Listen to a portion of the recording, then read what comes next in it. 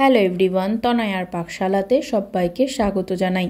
যারা first time চ্যানেলটা visit করছো তাদের কাছে অনুরোধ রইল চ্যানেলটা সাবস্ক্রাইব করো, পাশে থাকা বেল আইকনটি প্রেস করো যাতে নতুন নোটিফিকেশন তোমাদের সামনে চলে আসে। আজকে একটা দারুণ মজাদার রেসিপি নিয়ে হাজির হয়েছি তোমাদের সামনে। নাম আর কিছুই দিলাম না, বেশ চটপটা শীতের সন্ধ্যায় যদি এরকম কিছু বাড়িতেই ভাজা পোড়া বানিয়ে খাওয়া যেতে পারে, আর সেটা যদি হয় খুবই মুখরোচক, তাহলে তো আর কোনো কথাই হয় না। তাই আজকে একটা মুখরোচক সন্ধ্যার জলখাবার নিয়ে হাজির হলাম তোমাদের সামনে। এই রেসিপিটি বানানোর জন্য দেখো এখানে আমরা নিয়েছি সিদ্ধ করা আলু। এখানে আমরা টোটাল 3টে আলু এইভাবে গ্রেট করে নিয়েছি, তাহলে মিহি হয়। সেজন্য এখানে 1 কাপ মতন বা 1 বাটি মতন বড় বাটি মেপে আমরা দিয়েছিলাম সুজি। এখানে সুজিটা কিন্তু খুব ভালো করে একটু বেছে নেওয়া রয়েছে। আর দেওয়া হয়েছে এখানে গোলমরিচের গুঁড়ো 1 চামচ মতন, হাফ চামচের থেকেও সামান্য একটু কম পরিমাণ মতন দেওয়া হলো নুন। তোমরা যে যেরকম পছন্দ করো সেই অনুযায়ী দিতে পারো। আর দেওয়া হয়েছিল এখানে জল ঝরিয়ে রাখা টক দই।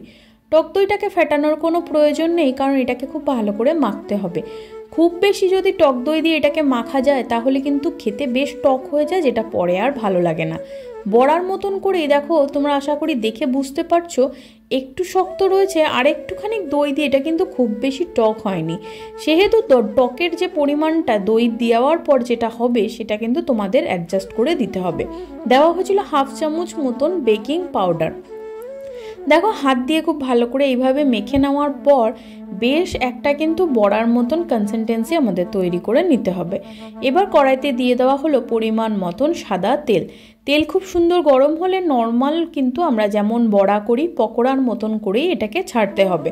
যেহেতু সুজি, আলু, বেকিং পাউডার দেওয়া রয়েছে সেহেতু একটু তো ফুলবেই, আর এটাকে কিন্তু আমাদের খুব ভালো করে গোল্ডেন ব্রাউন করে কিন্তু ভেজে নিতে হবে।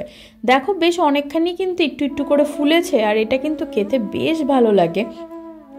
এবার দেখো এটাকে ভালো করে উল্টে পাল্টে কিন্তু আমাদের সম্পূর্ণটা খুব সুন্দর করে ভেজে নিতে হবে।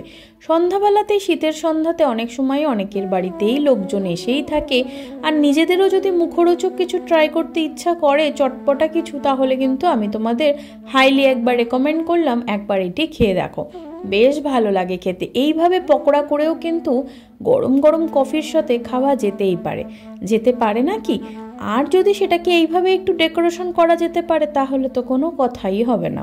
দেখো একদম তালের বড়ার মতন করে ভেজে কিন্তু আমাদের এটা তুলে নিতে হবে। একটু তেলের প্রয়োজন আছে, কারণ যদি তেলটা বেশি থাকে তাহলে কিন্তু বেশ ফোলা ফোলা হয় আর ভীষণ ক্রিপসি হয়। তেলের পরিমাণ যদি কম দেওয়া হয় তাহলে কিন্তু তলায় লেগে যাওয়ার একটা প্রবণতা হালকা থাকলেও বেশ সেরকম টুবু টুবু হয়ে কিন্তু ফুলবে না।